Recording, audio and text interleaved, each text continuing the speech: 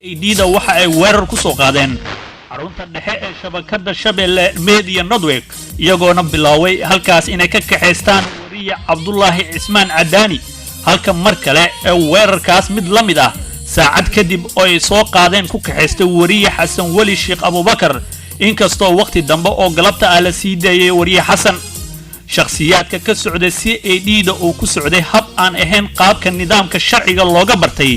ayaa iyaga oon wadan wax warqad ah ka kaxeystay wariyaashaas kana tirsan shaqaalaha Shabeelle xarunta weyn ee idaacada Shabeelle ee magaalada Muqdisho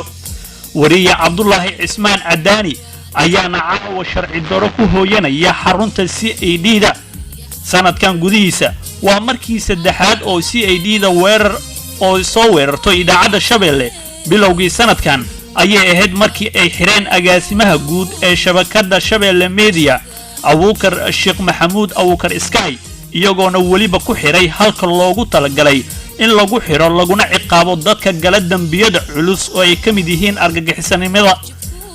dawladii tan ka horeysay ayaa dhowr mar si toos ah u soo weerartay xarunta Shabeelle iyo shaqaalaheeda iyadoona waqtigaas loo adeegsan jiray hay'adda nisa